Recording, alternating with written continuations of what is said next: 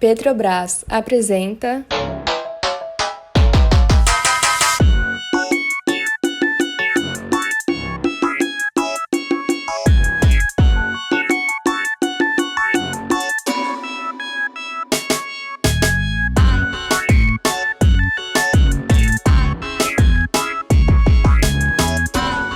Embrasado!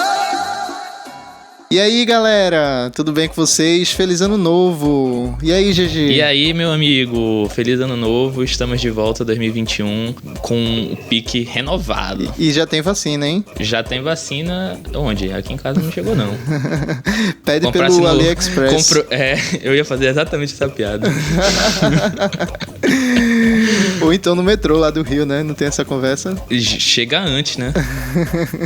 É igual as tendências aqui no Embrasado, tudo chega antes. Ó, gostei Gostou? desse slogan, gostei. Mas apresente aí a pauta de hoje para os nossos ouvintes, por favor. Entrevistamos uma pessoa importantíssima. A gente tava com saudade de conversar com alguém, né? E fomos atrás de uma convidada especial, assim, peso pesado, ilustríssima, que é Jupe do Bairro, cantora, compositora, performer, apresentadora. Lançou o primeiro EP dela, né? Corpo Sem Juízo. E a gente conversou com ela sobre o que, Igor? Foi tanta coisa que eu já nem lembro direito. Sobre música, sobre vida, sobre tanta coisa que eu também não vou conseguir acompanhar, assim, mas... Trabalho, periferia, né? Jupe é do Capão. Sim, terra de Racionais e Jupe do Bairro, como ela mesma diz. Agora a gente aprendeu, né? E é isso. E antes de ir pra pauta, a gente vai mandar alô e também vai pros lançamentos, né? Você quer começar com um alô? Eu vou começar com um alô pra Matilda, que é minha cachorrinha. Eita, tu tem uma Que cachorra acabamos agora. de adotar. É uma cachorra. Agora adotamos. Cadê? Mostra aí no Zoom. Vou mostrar no Zoom. Ela tá... Eu mostro depois no WhatsApp.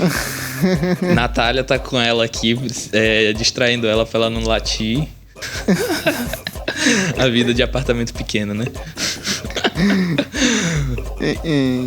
Rapaz. E também quero mandar um alô pra Leivson Persílio, que tá acompanhando a gente lá no Instagram. Pô, acho que todo mundo que acompanha a gente realmente tem que dar alô, porque... Essas 7 pessoas, né? O pouco pra Deus é muito, né? Tem a Maria Carolina lá no Instagram também, que mandou uns alô pra nós, então devolvemos um alô pra ela. Alô! Muito obrigado, um alô. Eu quero também mandar um alô especial pra Mucilon dos iPhones. Grande, famoso. Ele é de onde mesmo? Que tá sempre aí. Ele tá me vestindo aqui, tá me patrocinando nas roupas. GG Veste, Mucilon dos iPhones, exatamente. E antes de ir pros lançamentos, GG, eu preparei uma surpresa aqui pros nossos ouvintes. Ela se chama Dono da Verdade e é uma música de Kim Marx, um grande cantor e compositor do brega paraense. Eu gostaria de ler aqui a letra rapidão pra vocês. Lá vem. Ele preparou essa piada por um mês. Não é piada, é uma coisa seríssima, observem. Tá bom. Eu posso ser a justiça, a desonestidade. Eu posso ser o bem, eu posso ser a maldade. Incrível. Eu posso ser um cantor, de um canto pela metade. Eu posso ser infiel, romântico sem maldade. Posso ser a esperança, extraviada no destino. Um espírito que nasce em qualquer lugar, um menino. Eu posso ser eu posso ser você, eu posso ser nós. Tudo que eu não posso ser, o dono da verdade. Sabe o que é isso, né, GG? O quê? Kant está se revirando nos túmulos, falando de quê? De uma positividade, de uma verdade absoluta. E Marx botou Immanuel Kant onde? No lixo. Ele está falando sobre fragmentação do ser, ele está trazendo elementos que são importantíssimos para a gente repensar a subjetividade nos anos 2000, né? Nos anos 2010, 2020. Mas também tem uma questão, quando ele diz que ele não pode ser a verdade, ele tá dizendo então que ele é potencialmente a mentira? Ele não é o dono da verdade. Até certo. porque, como ele fala em várias possibilidades do que ele pode ser, ele está demonstrando o quê? Que ele pode ser vários. A verdade, ela pode ser múltipla, né? As coisas são relativas. É antropologia contemporânea. Perspectivismo, né? Perspectivismo. Um abraço pra aquele teu fã lá, que tu sabe o nome. Não vou citar o nome aqui, não pagou. Enfim, vamos agora pros lançamentos. Depois dessa reflexão vamos deixar dessa filosófica. besteirada. Oxi, que besteira o quê, rapaz? Sobe a vinheta aí, Manuel. Lançamentos. Então, eu quero abrir com Pedrinho Pisadinha. Tu conhece Pedrinho Pisadinha, GG? Eu conheço de nome. Ele lançou uma música maravilhosa. É uma criança que canta pisadinha, né? Como dá pra perceber. Ele lançou um CD muito bom. Tem uma música que tá fazendo muito sucesso, que se chama Espelho Dela, que é uma pisadinha gamer com, enfim, coreografia maravilhosa. Mas eu quero falar de outra música dele. Peraí, porque... Não, antes de tudo, por que uma pisadinha gamer? Porque ela fala sobre games ou é porque ela faz parte da trilha do novo jogo Cyberpunk? Ela com certeza está no Cyberpunk, né? Foi uma das melhores aquisições, super comentadas aí, Trend Topics no Twitter, mas é porque ela também fala sobre gamer. Ela começa com um sample de Mario e a coreografia faz referência aos controles do Xbox, do PlayStation. Incrível. Fica aí a dica. Mas a indicação Master, Plus, Premium é pra música O Povo Gosta de Alô, que ele faz o que a gente faz aqui, que é falar dos alôs que todo mundo no forró dá 100 vezes nos shows, né? E ele comenta isso de uma forma bem engraçada. Essa música é muito boa. E ele fala que o povo gosta de fazer cantor de mensageiro. Não sei, eu esqueci agora. Posso olhar aqui pra gente. Eu gosto muito também dos alôs. Eu tô querendo, inclusive, pegar várias músicas de forró e fazer uma montagem só com os alôs. Os melhores alôs. Eu gosto muito de Mucilon dos iPhones. Omar Futra. Paredão do Galinha. Lucas Alonso, tatuador. O melhor da cidade. A travestis, né? E um dos momentos altos do Embrasado, inclusive, foi a live do MC Tocha que a gente produziu. Se você acompanha a gente, você com certeza assistiu. Que ele simplesmente mandou um "Em nome de Portal Embrasado!" Esse foi muito, de um sonho, foi né? muito realização de um sonho. Muito, muito, muito, muito. E eu fui pesquisar aqui a letra da música, né? E ele diz que o povo gosta de fazer cantor de telefone. Fica aí a reflexão. Todo mundo mandando alô, né? Aí eles começam a mandar um alô pra uma galera, assim. É muito boa essa música. Pedrinho Pisadinha, o povo gosta de alô. Cantor de forró tem no chão, assim, né, do palco, um papel com setlist e um papel com a lista dos alôs. Meu prefeito! Eu também vou entrar no forró, então. Já que a gente tá nessa, eu vou indicar o álbum Para Beber, Curtir e Amar, de Natan, também conhecido como Natanzinho. Que tem aquela música... A música! A música The Music do inglês, que é uma versão daquela música também, que é Flashback, né? Vejam só como é a coisa. A gente tá bem animado, né? Primeiro, um parêntese curto, a gente tá bem animado. E eu citei o disco, o Igor ficou tão feliz e tão empolgado que ele já foi falando assim por mim. E olha que era a minha indicação. E tá na pauta aqui anotado, GG. Desculpa.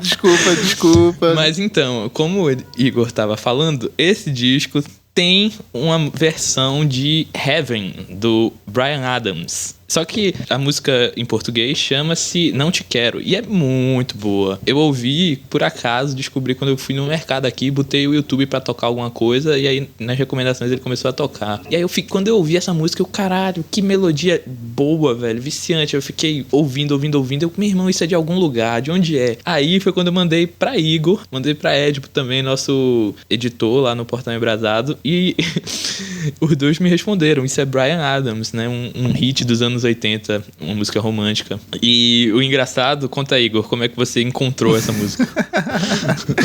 Eu tinha escutado essa música e com a mesma sensação, assim, de GG. Aí esqueci, né, de pesquisar. Quando você falou, eu fui atrás de pesquisar e coloquei no YouTube, assim, qual Flashback. era o original, né? Flashback. Somente eu fui na primeira... somente Flashback. Eu fui na primeira playlist de Flashback que apareceu e fui catando, assim, dando play nas músicas até achar Heaven, né? Heaven. De Bryan Adams. O bom é que tu pesquisou já sabendo que ia achar, né? Porque você ficou catando na playlist Flashback. Mas falando aqui, fazendo a parte séria, Natan é um cara que tá começando a estourar, tem 21 anos, eu acho. Ele tem parcerias com o Xande Avião, trabalha junto com o Xande Avião, inclusive tocou na live, né, que o Xande Avião fez com o Zé Vaqueiro e tudo mais. Essa música, Não Te Quero, na live ele gravou junto com o Zé Vaqueiro, que, né, também tá estouradaço, a gente já falou muito por aqui. E já tem uns 4 milhões de visualizações, né? Esse feat aí. Mas além disso, além dessa The Music, tem várias outras que são muito boas. Eu gosto muito de Farsante, embora eu não entenda nada do que ele canta. Não entendo nada do que ele tá falando. Eu só entendo a palavra farsante, mas eu gosto muito da música. E eu gosto muito também de não entender o que ele fala. Porque ele canta meio assim, tipo... farsante. Meio macho velho cearense, né? E também tem uma outra... Ele é muito bom também nas músicas de farra, né? De fuleiragem. Tem uma música que é... Quer saber como é que eu faço minhas farras todo dia? Arrasta pra cima. Então é isso. Natan, o título do disco já diz tudo, né? Pra beber, curtir e amar. E no início do ano, na virada, ele lançou um novo álbum que chama Vamos Dar Play no Natanzinho. Do inglês Little Nathan. Tá concorrendo ao Grammy junto com Verão Atualizado de Safadão e Repertório Agosto 2020 de Raquel dos Teclados. Boa, eu torço pra Raquel dos Teclados. Eu quero fazer a próxima indicação e é o álbum do Flesos. A gente fez um podcast, né, um episódio sobre o Grime, inclusive recomendamos a você voltar lá e escutar. Provavelmente passamos pelo Flesos, apesar de não ter entrevistado ele, é uma pessoa importante, principalmente... A gente fez o espetinho sobre o Grime. Isso, exatamente. Tá. E ele lançou um álbum que se chama Esquibaile. Tá aí no Spotify, tá no YouTube, tá em todo canto. É um álbum muito bom e, enfim, fica aí a recomendação pra quem curtiu o episódio do Grime, pra quem ainda não conhece também. Flesos é muito bom, cara. O bicho manja muito. Eu assino embaixo também, discão. Assino embaixo. E aí? Qual é o seu próximo? O meu próximo é Rainha dos Bailes, EP da MC Drica, que de fato é a Rainha dos Bailes. Eu acho que a Drica, ela fez uma parada que, enquanto o funk de São Paulo tá muito, né, na onda do consciente, que, assim, eu admiro, acho que tem valor, muitas coisas, mas não é uma coisa que eu particularmente piro, assim, que eu gosto de ficar ouvindo. Mas a Drica foi numa contramão ali, ela é um som seco e dançante, assim, e bem agressivo também, gosto muito da Drica, e acho que a Drica já escreveu o nome dela na história do funk, cara. Assim, ela tá realmente em outro nível. Com certeza. Com certeza, gosto muito. Engraçado que a gente falou da Drica também na virada do ano passado, né? Eu tinha falado até de empurra e tal, e voltamos a falar de novo. E a parceria dela com o Bial Beats é muito incrível, porque eles conseguiram trazer muitas coisas de BH e Drica, inclusive, gravou com vários MCs e DJs de BH, e também coisas de São Paulo, tudo junto de um jeito muito, muito forte, muito próprio. Gosto muito. Drica, Rainha dos Bailes. Existe uma sinergia, né, entre ela e Bial Beats. Muito boa. Sim.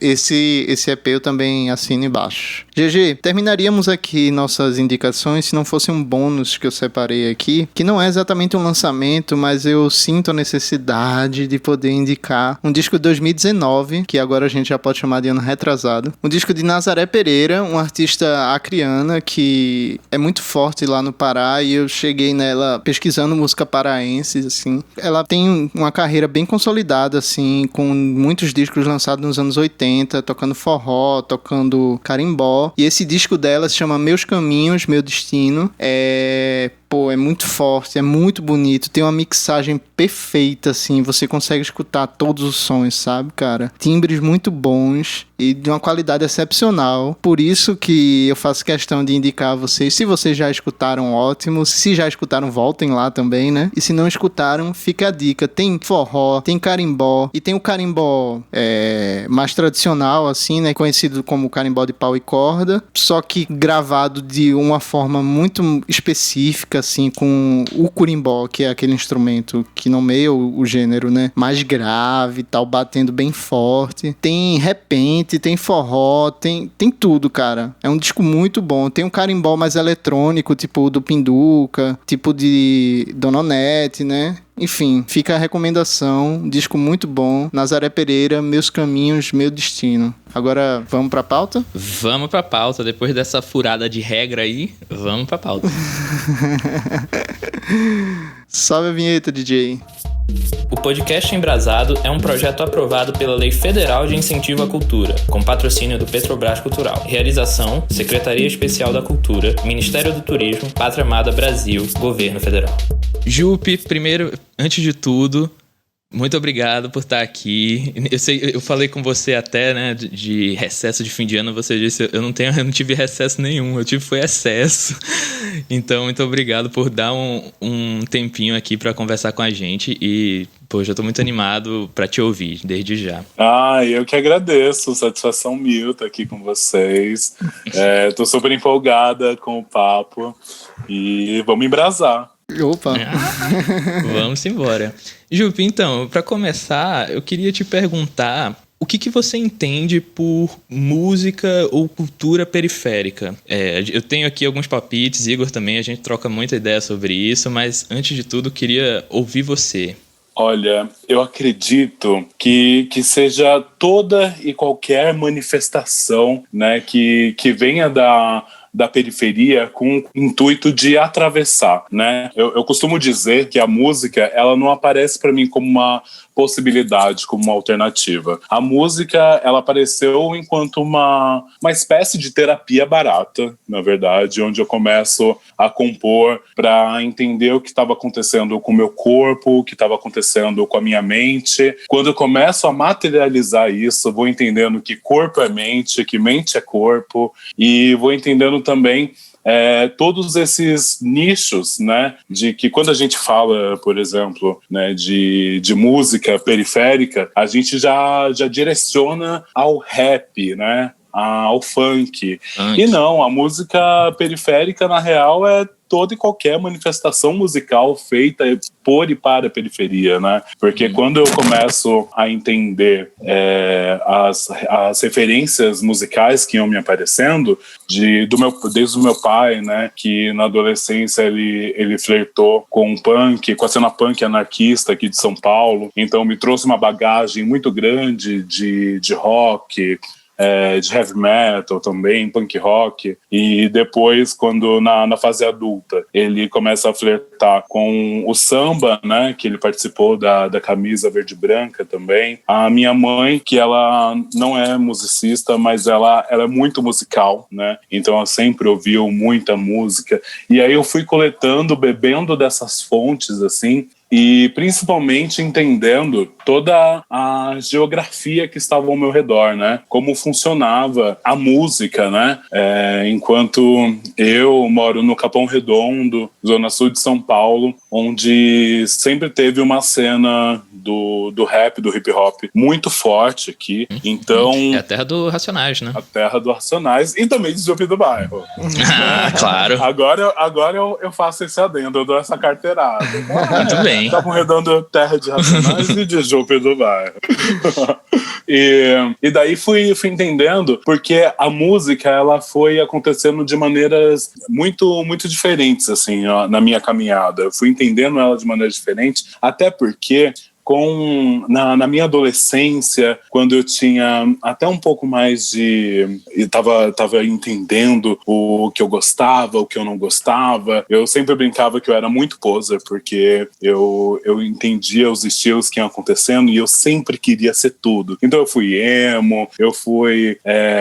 na época que o Sound System tava estouradão aqui nas periferias de São Paulo também, eu tava lá e eu fui flertando sempre com muita intensidade e sempre, de alguma forma, rejeitando aquilo que era imposto pelos meus pais, assim, e pela minha região. Então eu queria ser a diferentona. Então, enquanto meus primos estavam ouvindo espaço rap, assim, com todos os CDs do Black Total e tudo mais, eu ouvia, mas eu ficava, não sou do rap, não sou do hip hop, eu sou roqueira. E aí depois... Eu não sou como as outras garotas. Sempre fazendo o samba, por exemplo. Samba, coisa de velho, que não sei o quê. E aí eu fui entendendo, né, a importância dessas manifestações quando eu começo realmente a produzir música. E depois de entender que essa música era uma música periférica. Porque essa música periférica, contudo, fui entendendo que era difícil de se produzir, porque os espaços de manifestações culturais na periferia já são extremamente escassos. Quem dirá de produção, então, né? Onde equipamentos são extremamente caros, onde a gente precisa atravessar a ponte para que tenha um trabalho profissional, entre aspas, eu não gosto muito de usar essa palavra, mas de um apelo profissional e de satisfação, seja ela pessoal, de mercado. E nessa execução eu fui entendendo que eu precisava muito mais do que mirar em um lugar, eu precisava entender que um novo lugar precisava ser criado, assim.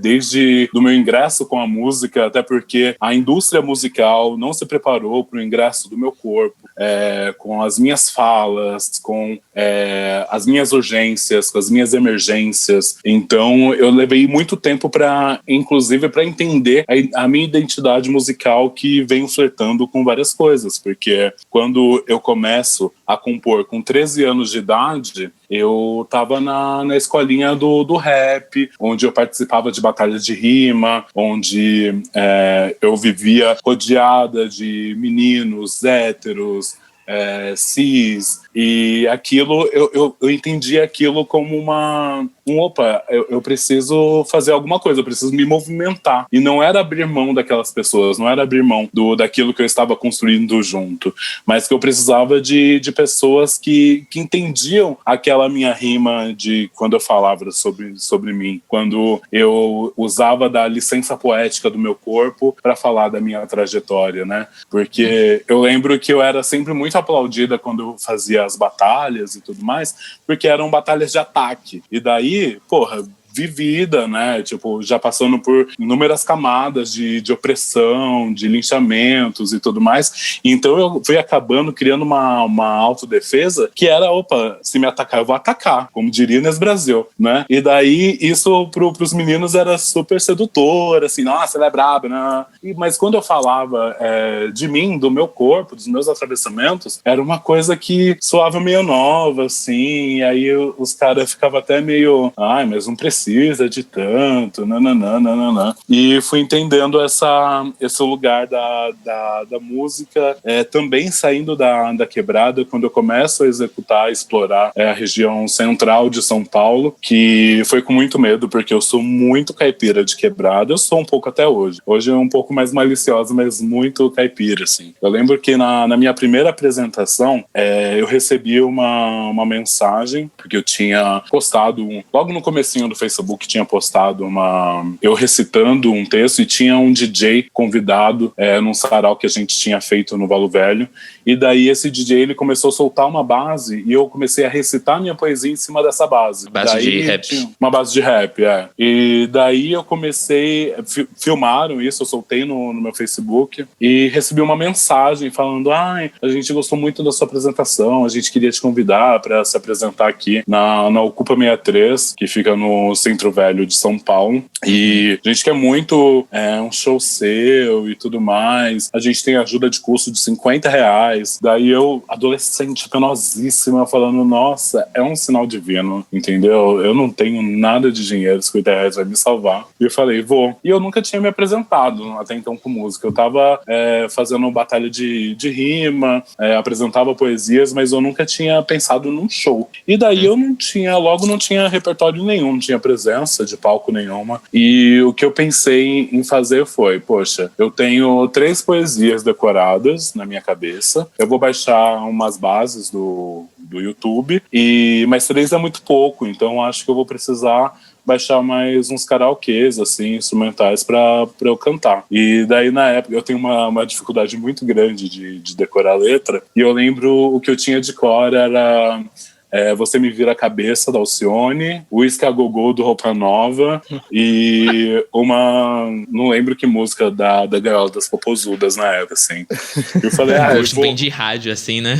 Repertório bem de rádio. Bem rádio. E daí eu falei, eu vou com isso, vou com o que eu tenho. E daí, como eu sou muito tímida, assim, né? Tenho aprendido a trabalhar isso, mas eu sou muito tímida. E daí uma defesa que eu consegui pensar, assim, na hora, era era usar uma balaclava, que durante um tempo virou parte desse personagem que eu tava Performance. criando. Virou performance. E usava uma balaclava. Também eu não tinha noção nenhuma, né, de tecnologia nem nada. Então, eu peguei um computador emprestado da minha prima, assim, mas era o computador mesmo, CPU, monitor de tubo, assim, e peguei e fui no ônibus pra levar pra essa apresentação. Carai. E eu morrendo de medo, eu ficava, gente, mas aqui eu fiquei sabendo que roubam órgãos.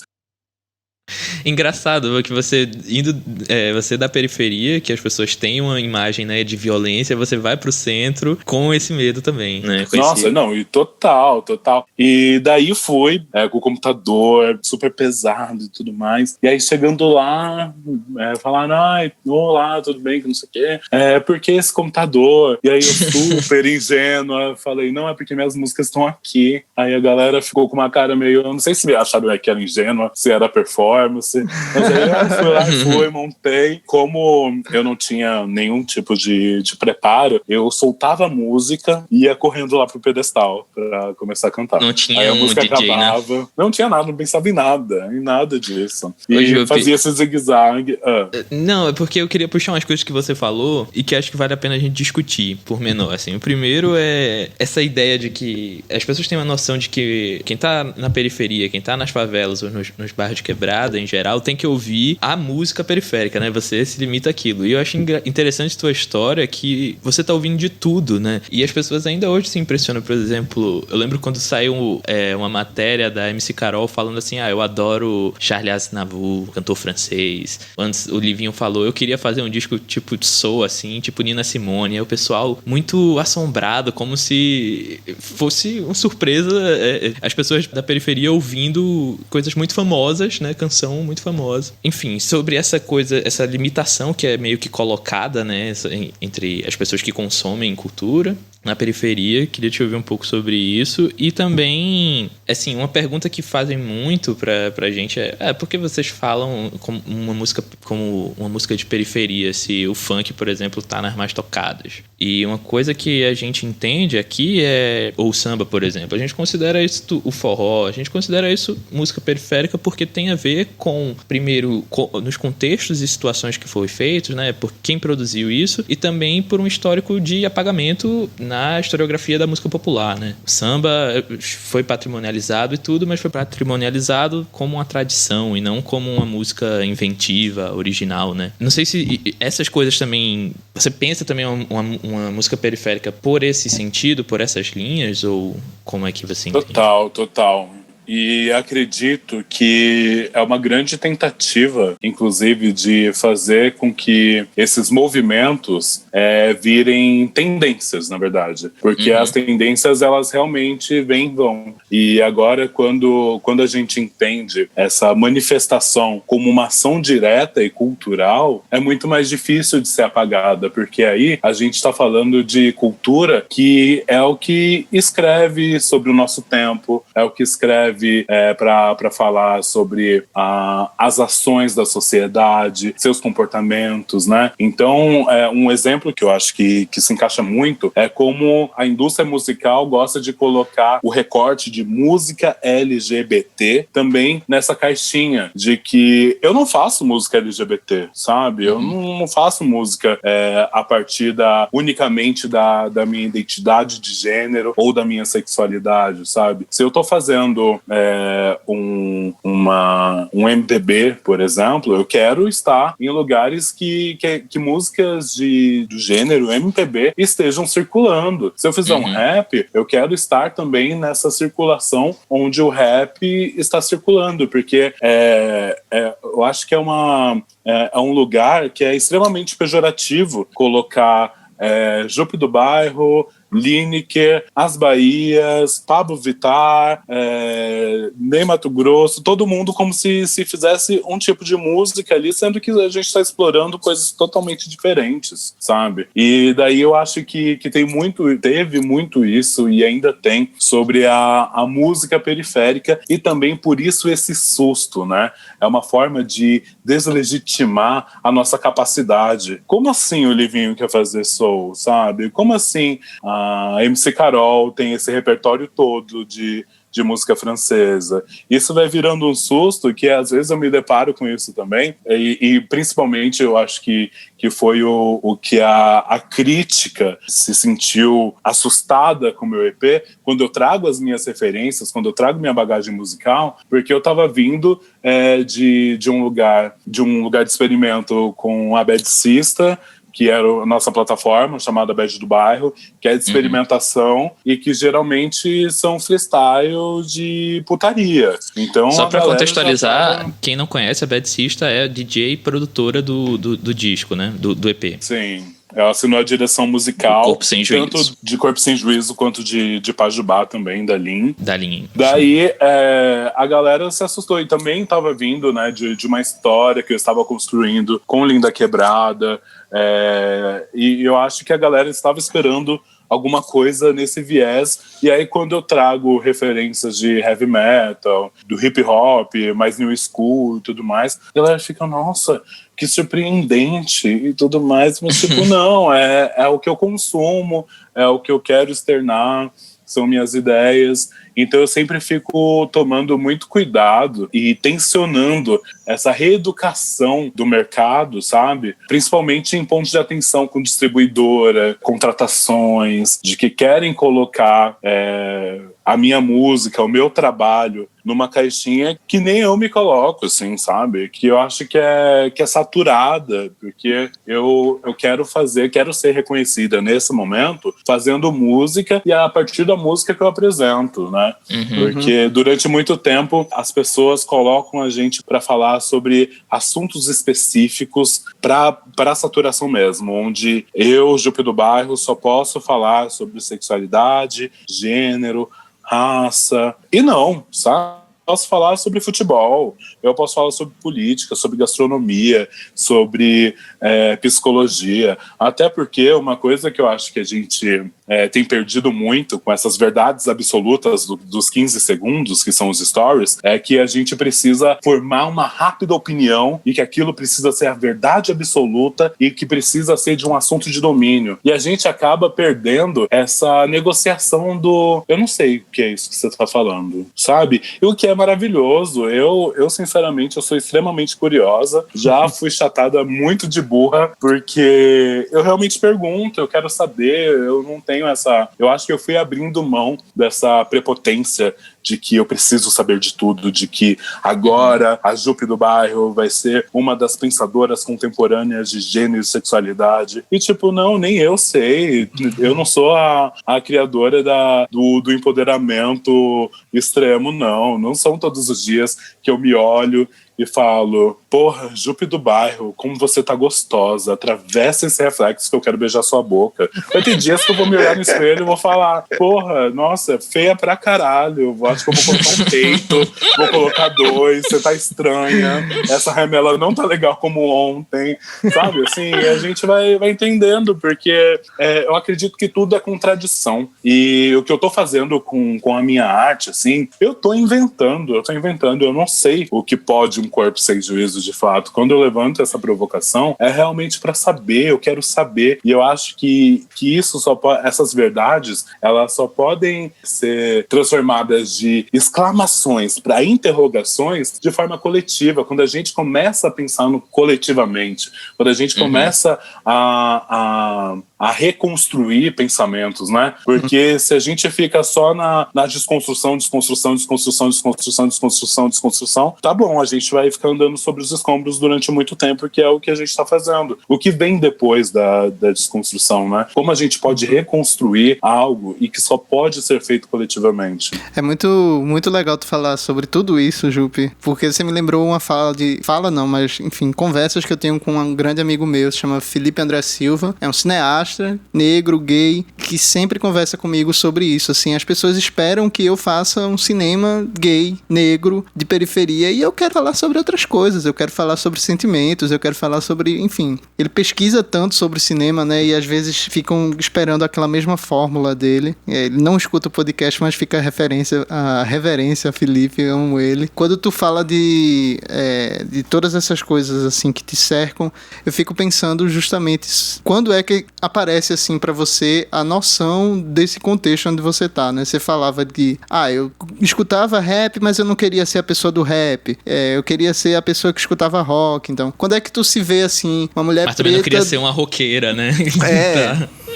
Quando é que você se enxerga assim, você toma consciência de classe, de raça, de gênero? Quando é que essas coisas começam a chegar pra tu e tu percebe também se botando isso nas músicas, né, na tua arte? Como é essa relação assim pra você? Porque o seu disco é sobre tudo isso, né? Eu queria emendar também e saber se a música ou a arte teve um papel importante nisso, assim, nesse entendimento da sua consciência de raça, de classe e tudo mais, né? Sim, eu acho que, inclusive, as duas perguntas casaram perfeitamente, porque eu não posso afirmar que a arte salva, principalmente quando a gente vê um país com tanta gente produzindo cultura, vivendo de cultura, nos mais espalhados lugares, né, desse nosso Brasil e mundo, que estão passando extremos escassos, assim, sabe? Que não conseguem executar o seu trabalho, que não tem o mínimo de base e que não tem nenhum tipo de apoio, nem mesmo da família, assim, né? Porque quando se começa a ter, principalmente,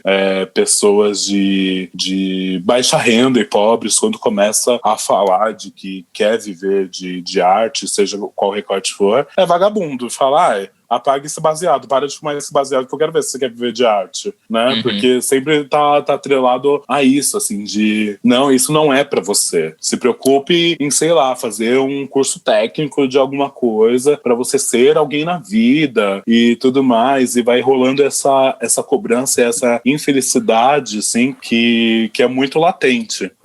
A arte, ela aparece pra mim como um momento de entender o que eu poderia, e usar da arte, inclusive, como uma grande desculpa de autoexploração. Porque foi a partir da arte que eu tive a desculpa de começar a pintar a unha. Aí eu falava, não, porque eu sou artista. De querer colocar uma saia. Não, imagina, o Julinho que acabou de sair daqui da igreja, não, é porque ele é artista. Mas imagina que nem pensa nisso, tadinho. E daí eu fui pegando desses lugares, assim. Nem pensa nisso, é ótimo. Nem pensa nisso, imagina. A criança é ligadíssima. Eu fiquei ligadíssima, né? Crianças são tão puras. Só pensam em acordar e dormir. Nossa!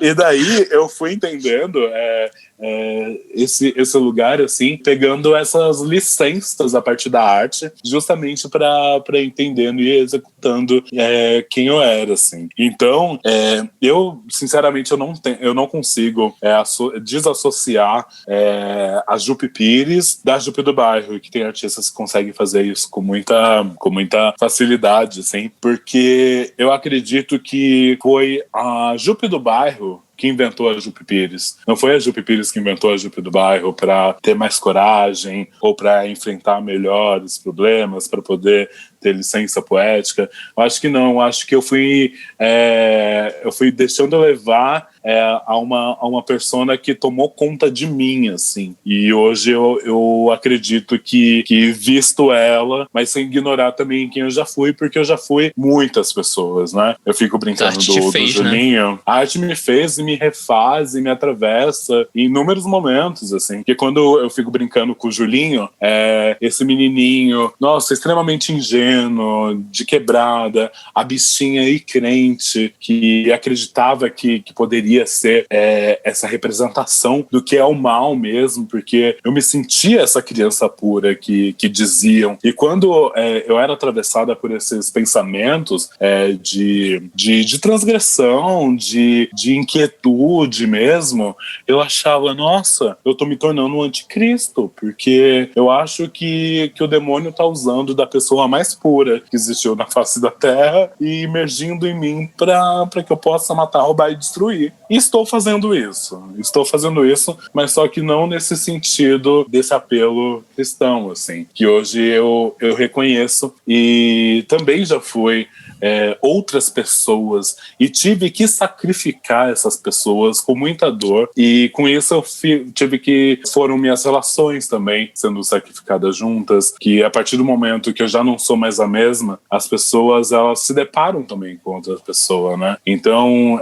nesses encontros e desencontros, eu tive que abrir mão de muitos amigos, de pessoas que eu achavam que realmente me amavam e me entendiam, e que na verdade não. E hoje acabo vivendo inteiramente, assim, do que poderia ser essa força depositada na Jupe do Bairro, sabe? Então, a Jupe do Bairro não é só hoje a minha fonte de renda, eu acho que é a minha maior fonte de crença mesmo, de possibilidade. Eu acho que eu não conseguiria me ver mais nesse plano, principalmente com todas as informações que vem me atravessado, com todos os conhecimentos, com tudo com que eu me deparo hoje, se eu não tivesse me tornado quem eu me tornei.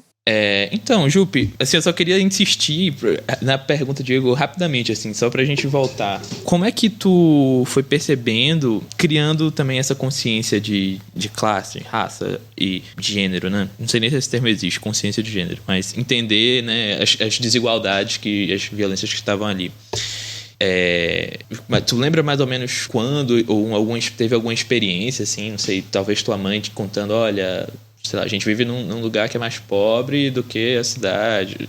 Enfim, teve alguma experiência? Não, na verdade, nada me foi apresentado, assim. Eu acho que por conta, não sei, do meu pai e da minha mãe, apesar de terem consciência, assim, de classe, de consciência política, eu acho que eles me preservavam de alguma maneira. Então, eu fui encontrando isso no dia a dia, na rua, até mesmo dentro da minha família, quando eu via, né, parte da minha família branca e tudo mais, e quando eu via elas dentro dessa beleza hegemônica, eu olhava aquilo, eu não me reconhecia, não tinha o vocabulário ainda da pretitude. Na verdade, eu me sentia feia. Então isso justificava o que, na verdade, elas são bonitas e eu sou feia. E daí, mas na verdade não, é porque elas vinham de uma branquitude e a minha pretitude entrava em conflito na minha cabeça. Então também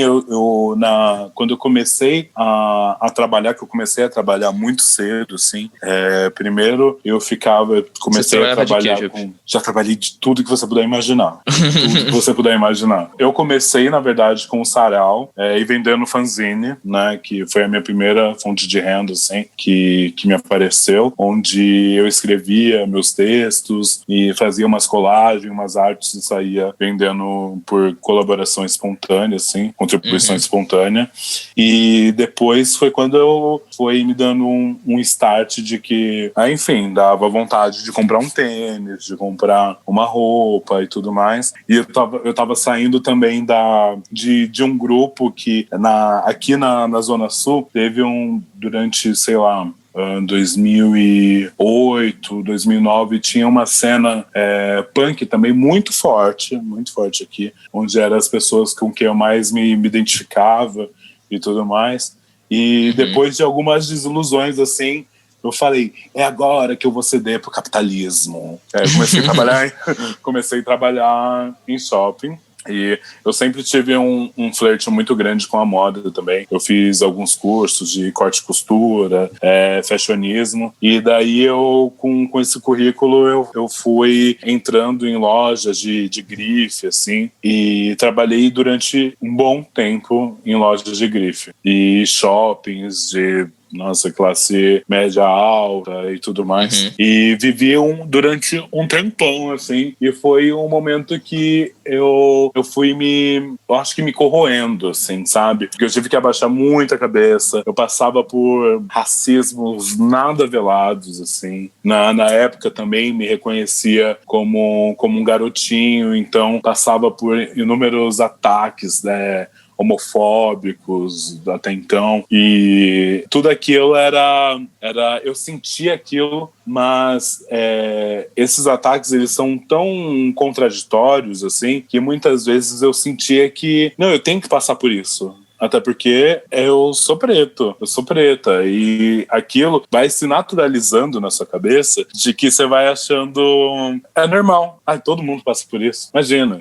Para, não sei o que. E sem entender que eu não entendi ainda a fonte, da onde vinha aquilo, né? E depois, quando eu volto a flertar com a arte direta mesmo, porque eu fiquei um tempo vivendo só de moda, assim, que a moda, na verdade, ela é um viés da arte, mas é o viés da arte direto capital, né? Onde você trabalha a imagem, a estética, e não necessariamente a cultura, não necessariamente a proliferação de novas ideias e possibilidades, criação de imaginário. A moda, muitas vezes, quer dizer sobre capitalismo, pano e corpo. Muitas vezes é isso. E eu trabalhava justamente nesses frontes, assim, de grifes, onde eu ficava, sei lá, de 12 a 12 horas trabalhando, assim, sem dia da semana. E eu penava muito, muito, muito, muito, muito. E até entender que eu não fazia mais parte daquilo, assim, sabe? Que eu não podia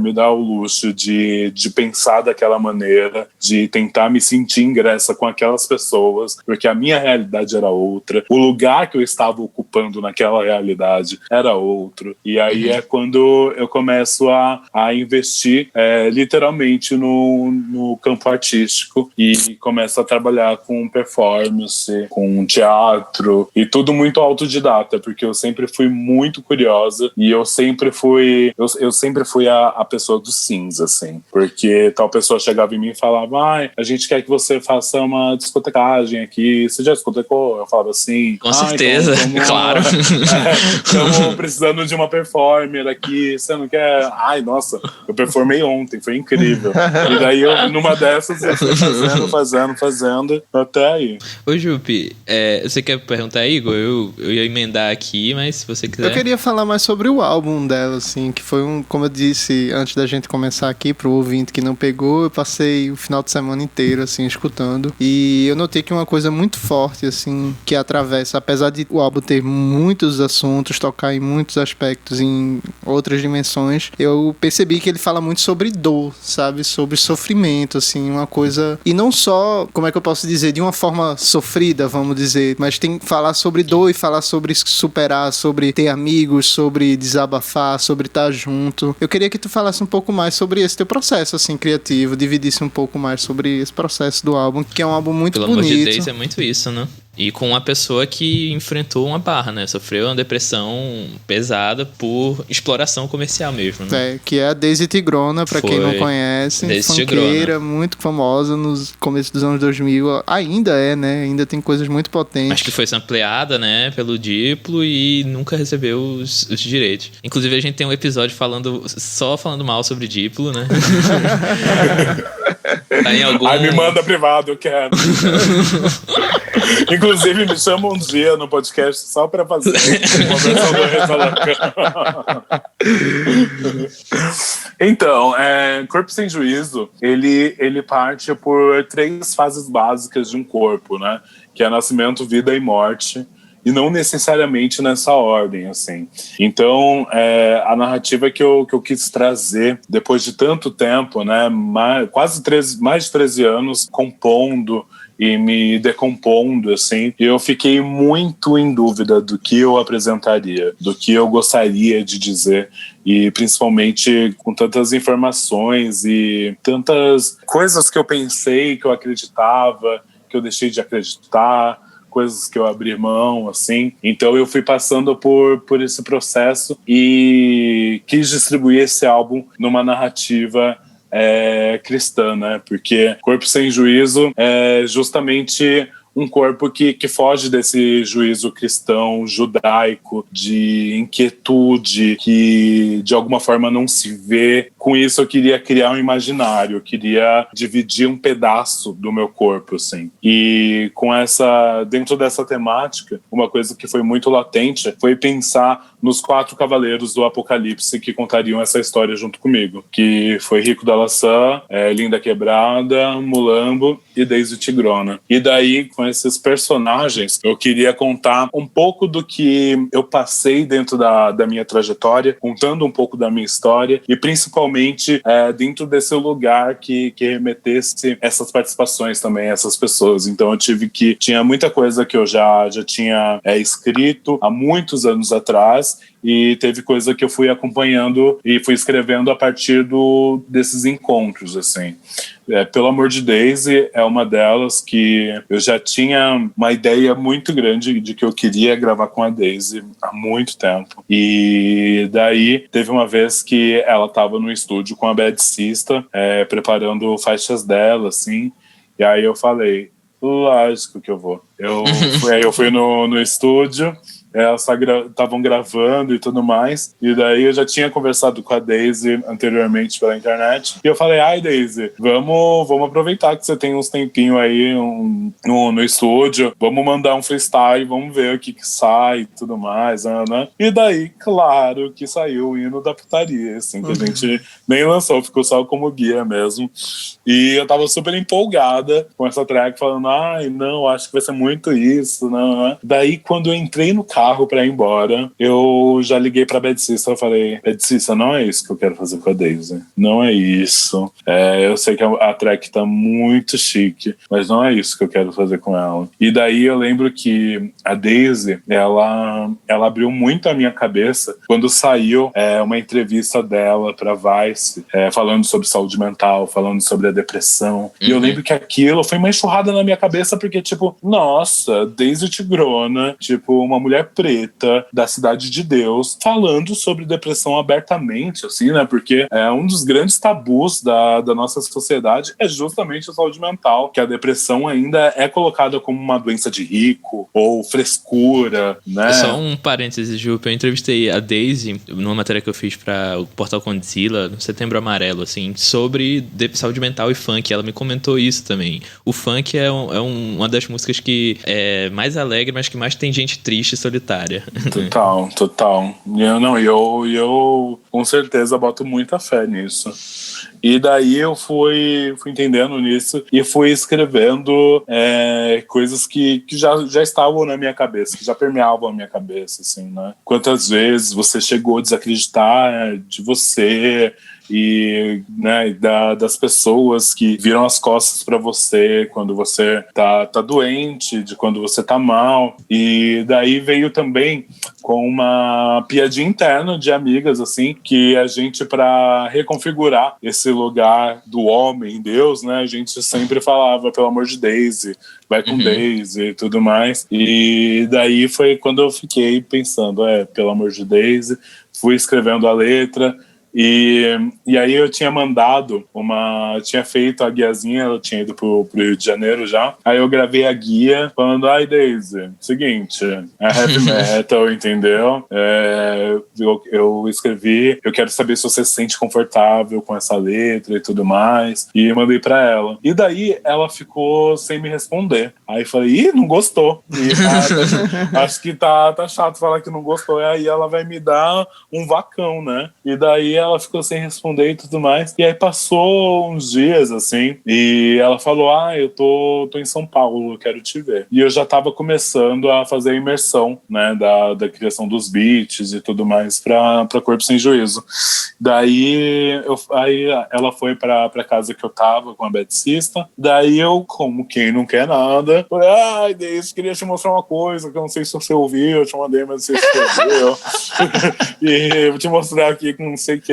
E daí ela começou a chorar. E daí eu fiquei preocupado de novo, porque eu sou muito segura, né? Aí eu falei, ixi, agora fodeu mesmo, agora que ela vai que nem mais queria falar comigo. E ela ficou super emocionada, falou que tava muito feliz com a homenagem, principalmente em ser homenageada, em vida, assim, tudo mais. E eu fiquei super emocionada também. E numa dessas a gente tinha aquele áudio, que é o áudio final, né? De trocas de ideia que a gente teve no ano passado, se eu não me engano. Foi no ano passado, assim, no carnaval. Passado 2020? Não, retrasado. Retrasado. 2019. Eu também tô Não, nessa. foi no ano passado, eu não lembro. Uhum. Nossa, é porque eu fiquei quase um mês e meio em Salvador, que pra mim parece que foi 3 anos, assim. Então, o meu ano só se resume ao que eu vivi em Salvador. E daí eu usei esse áudio também, de uma troca de conversa que a gente teve e tudo mais. E daí eu acho que nesse primeiro ato, que Corpo Sem Juízo, ele vai se dividir em outros atos. Esse é o primeiro ato. Eu acho que era onde eu queria mostrar esse corpo mais carnal, né, de dores, sofrimentos, mas que não fosse uma coisa vampiresca também. Ai, como eu estou sofrendo, ai, como a vida é cruel comigo, mas que pudesse levantar não uma possibilidade de olha como é possível ser feliz, sabe? Mas que pudesse questionar esse lugar de que esses corpos não precisam literalmente estar fadados à solidão, não estar fadados à depressão, à dor, à angústia, né? Porque quando vem All You Need Is Love com Rico Dawson e Linda Quebrada, é uma invenção de um amor que não se sabe como não se sabe como é amar, mas que pode acontecer nos princípios de um ato de tesão, de eu não sei, eu tenho tanto pra te dar, mas como eu não sei o que é essa manifestação, eu posso te dar tesão, que é a minha forma de amar você, amar o seu corpo. Então deite aqui que você vai morder a fronha. É engraçado essa música porque... É engraçado porque ela parece uma música de putaria, assim, mas ao mesmo tempo não é, né? Tipo, ela vai pra outro canto. E eu adoro a frase bota ouvindo Lana, ouvindo Lã. Sim. Sim. Adoro. Tem vários memes. Essa música foi a que mais gerou memes nos grupos de equipe. Eu quero falar de uma outra música também, assim, já que a gente tá citando algumas faixas do disco, que é Luta por Mim, que, assim, eu acho muito interessante como ela parece inverter um pouco o senso comum. A gente, nesse momento tão difícil e conturbado, a gente tem muita música clamando, assim, pra luta, né? E ela parece no caminho contrário. Ela fala assim, eu tô cansada, né? Eu não consigo... Minhas pernas não vão mais aguentar. E termina... falando isso, né? Se eu posso te fazer um pedido, é luta por mim. E termina também com aquele eu não vou morrer, né? Repetido, que também é uma referência, ou não sei se direto ou não, mas sei que você é próxima, Aventura Profana, né? Que é outra artista que também tem essa referência mais marcada até, né? Da cultura evangélica e meio que profetizando essa vida, né, travesti e tudo no final, mas eu queria também saber por que fazer uma música sobre o cansaço em vez do combate, né, e você tá fazendo esse pedido, né, do luta por mim a quem que você visualiza isso? Olha, essa pergunta foi meio longa, né, eu sei, mas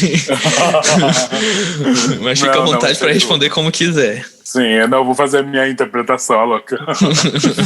Mas essa é literalmente a track que mais me toca, assim. Quando eu comecei a escrever Luta por Mim, foi quando minha mãe começou a desenvolver sintomas de esclerose múltipla, que é uma doença muito pesada, que vai tirando movimentos das pernas, né, os movimentos musculares, né, pernas, braços, assim,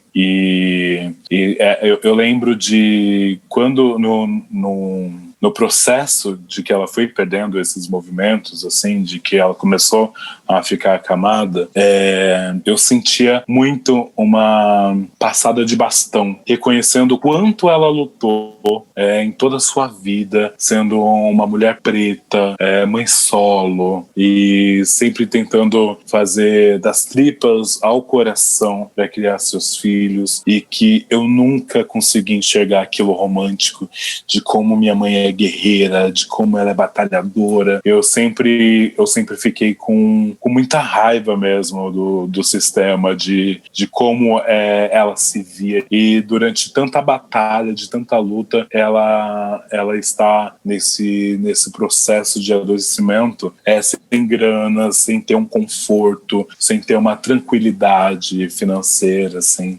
E daí eu comecei a compor essa música a partir disso, assim. E logo quando, depois de um tempo, eu conheci o Mulambo, que o Mulambo é uma das cabeças mais incríveis, assim, do rap. E ele é super novinho. E, nossa, eu sou extremamente apaixonado, assim. É até chato quando eu tô perto do Mulambo, porque eu fico pegando nele, fico abraçando, fico apertando. E ele é marrudo, durinho, assim. Eu falo, ai, coisinha mais gostosa, gente. E ele com marra. E aí fica assim, para, Jupe, para, Jupe. Eu não vou parar não, coisa gostosa. E daí ele extremamente criativo, inquieto. E quando eu vi a primeira apresentação dele, eu falei, eu quero gravar com ele, sim. E daí foi, não sei como ele recebeu, mas eu acho que foi até meio escrota. Depois da apresentação, eu nem me apresentei. Falei, então eu quero gravar com você, eu preciso gravar com você. Porque era uma... Sei lá, eu me vi em muitos... Bateu, nossa, né? em muitos momentos, assim. Bateu muito. E desde da performance no palco, das letras, assim... E daí foi quando eu comecei a mostrar Luta por Mim, e tinha o esqueletinho, tinha a base, e eu fui falando do que eu queria dizer, assim, tudo mais. E daí ele catou de primeira, tanto que quando ele mandou o áudio no WhatsApp, eu já falei, meu, é muito isso, assim, sabe? Porque eu tenho entendido muito o que seria esse local de fala, né? Porque eu não acredito que o meu local de fala seja o teu local de silêncio, sabe? O meu local de fala vai ser que eu vou falar a partir das minhas perspectivas, da minha vivência, das minhas dores, das minhas delícias. E o seu local de fala vai ser a partir das suas perspectivas, da sua vivência, das suas dores, das suas delícias, né? Porque quando colocam algum tipo de... ou mais recente, por exemplo, daquela dupla sertaneja com uma música extremamente transfóbica e violenta, né? Lili, sim. E rola toda uma comoção de Jupe, se posicione, fale, faça posts, não sei o quê. E é sempre assim quando acontece algum ato de algum recorte que atravessa o meu corpo ou a minha vivência. E, na verdade, não, sabe? A transfobia não é um problema meu. O racismo, ele não é um problema meu, sabe? A gente tem que entender que esse local de fala acabou virando uma carta coringa preguiçosa da sociedade de cinzentar, de tipo, opa, não é meu local de fala, então não vou falar sobre isso, sabe? Mas muito pelo contrário, essas mudanças elas só vão acontecer de fato quando estivermos numa mesa de bar onde só tenha pessoas cis, e quando rola uma piadinha transfóbica, de questionar, opa, isso aqui não tá sendo legal. Porque senão a gente fica... acontece uma grande passação de pano, onde, o Joãozinho...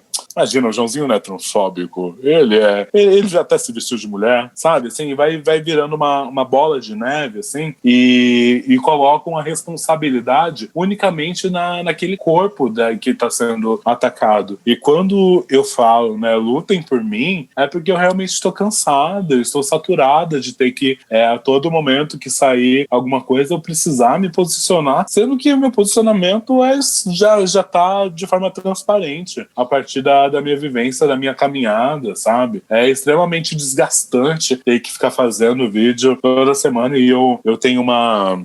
Eu sou meio irônico, assim. Né? E sempre, né? Porque se for fazer pra tudo que aparece, principalmente no Twitter, assim, nossa, a gente só fica falando disso. E como diria a Luana Piovani, às vezes eu só quero ficar bonita de biquíni no feed do Instagram, sabe?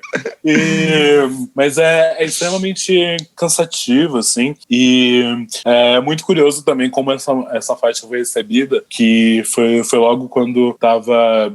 as discussões sobre racismo, né? Depois da morte do George, toda a internet estava muito quente e tudo mais, e aí sempre tinha perguntas na pauta de falar, nossa, como essa música caiu, né?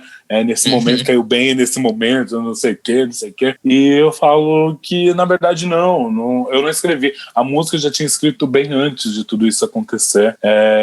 E não foi uma coincidência eu lançar ela nesse momento. É que o racismo, ele vem se sofisticando. Então, por isso que as pessoas ainda se assustam. Não, no Brasil, um país tão diverso, como vai ter racismo? Eu não sei o quê. Mas é só entender como esses atos racistas, eles endossam muito mais o racista do que a vítima. Quando a gente vê, gente, vamos aqui, ó, olha, essa pessoa foi racista e tudo mais, não sei o quê, foi transfóbico, nananã. Quando você vê no dia seguinte, a pessoa duplicou, triplicou, nossa, ganhou 100 vezes mais seguidores de pessoas endossando aquilo, sabe? Então eu acho que a gente precisa ter novas estratégias para que seja mais funcional esse combate do que virar essa cassação virtual do cancelamento, porque o cancelamento, ele só acontece de fato para as pessoas que não têm nenhum tipo de estrutura, que não tem nenhum tipo de recorte que o privilegie, sabe? Porque senão a gente fica continuando fazendo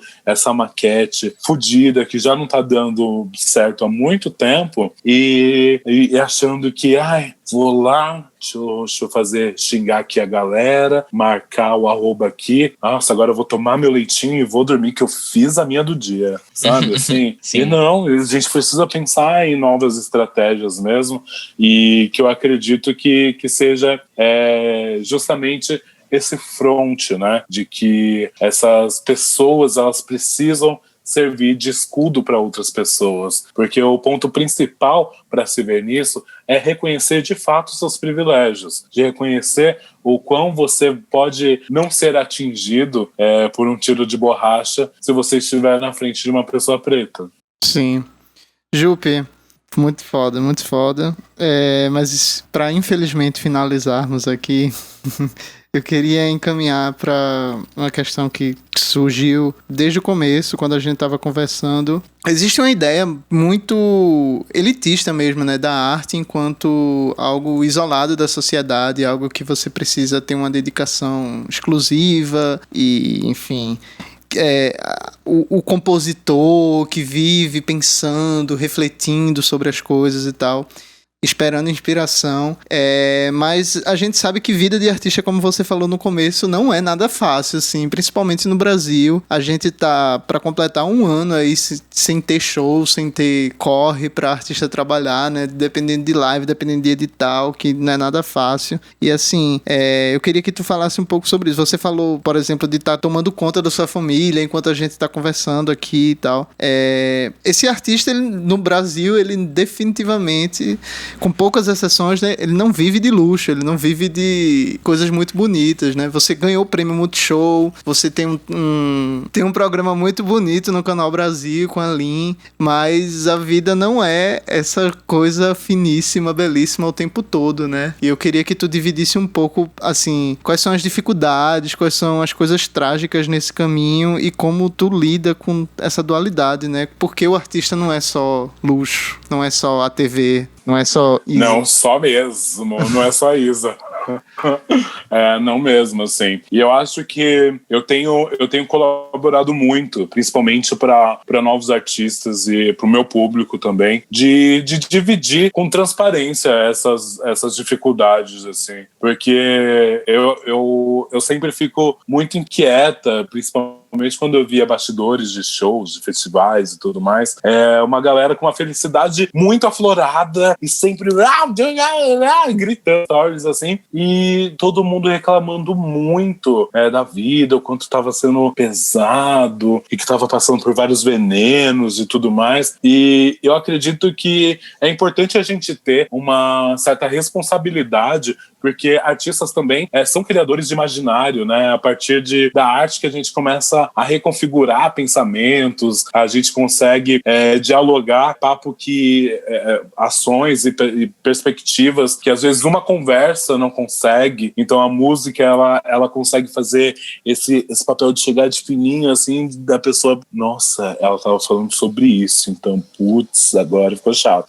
E daí eu acredito que é sempre importante a gente ter esses starts assim, e é muito o que eu tenho feito, e principalmente também de entender essas negociações com uma projeção que ainda está à frente, mas que ela é caduca e antiga. Eu não sou uma artista caduca e antiga. Então, se o seu festival trata pessoas assim, assim, assado, e essas são as normas, então, infelizmente, o seu festival não está pronto para ter o meu corpo. Se o seu mecanismo de distribuição, ele funciona assim, assim, assado, então, infelizmente, não é comigo que você vai conseguir trabalhar. Porque é muito importante dizer alguns nãos para que a gente entenda e possa dar os nossos sims, porque agora o que eu tô trabalhando, o que eu tô batalhando é para poder dar os meus sims. Quando eu sou convidada para fazer a abertura de um dos principais eventos de música da América Latina, eu preciso contratar a minha equipe, eu preciso que esteja lá Mulambo, que esteja lá Lohane discotecando comigo, eu preciso que seja um stylist de quebrada, eu preciso movimentar e pegar aquele dinheiro para que ele aconteça aqui também, porque senão, se ele ficar só para mim, ele vai acabar, porque eu tô sendo interessante hoje, Prêmio Multishow, maravilha, programa no Canal Brasil, não sei o que, mas eu preciso de pessoas que andem comigo, porque a partir do momento que eu deixar de ser interessante, outras pessoas vão trabalhar. E eu espero estar trabalhando para essas pessoas também. O interesse passa, né? Passa e passa rápido. É muito maldoso mesmo, né? O quanto esse interesse passa e as coisas simplesmente são deixadas de lado e você acaba percebendo Parece que as pessoas não existiram, né? Como e esse se mercado... existe, tá lá na Sônia Abrão. Sim. Na Record, né? Cadê fulano? Tá na Record. Nossa, mas meu sonho fazer uma novela bíblica, hein? Nossa, já pensou pegar um papel de Eva? Nossa, tudo. É viadão. Gente, vou cortar essa parte e postar como um vídeo, assim. Marcar a Record. Record, corre aqui. Aquele vídeo do cara que vai pra Record pra cantar uma música sobre o bispo ladrão. Vocês já viram? Sim, claro. Maravilhoso. Bom, eu acho que é isso, né? Infelizmente, acabamos aqui. Eu acho que tem conversa para mais horas e horas, mas obrigado. Me chama pra repescagem se tiver, hein? Quero voltar. Aquele episódio número 2 falando sobre o Diplo. Sim, por favor. É isso. Jupe, muito obrigado mesmo, viu, querida? Imagina, gente. Beijão. De coração. Foi ótimo. Muito se a obrigado, pandemia Jupe. acabar, a gente tem que marcar esse encontro, porque, pô... Já te falei que eu tô te esperando aqui no Capão. Caldo de cana e pastel. Vem Igor também. Chique. É isso. Jupe, brigadão. Tchau, viu? Imagina. Obrigado, Tchau. Jupe. Boa noite. Tchau. E Até, é boa isso. noite. Tchau. GG Albuquerque e Igor Marques apresentaram e roteirizaram este episódio. Manuel Malaquias editou e mixou o áudio. A assessoria de imprensa é da Buriti Comunicação. A produção executiva é de Igor Jatobá. E a trilha sonora original é de Marley no Beat. O podcast Embrasado é um projeto aprovado pela Lei Federal de Incentivo à Cultura, com patrocínio do Petrobras Cultural. Realização: Secretaria Especial da Cultura, Ministério do Turismo, Pátria Amada Brasil, Governo Federal.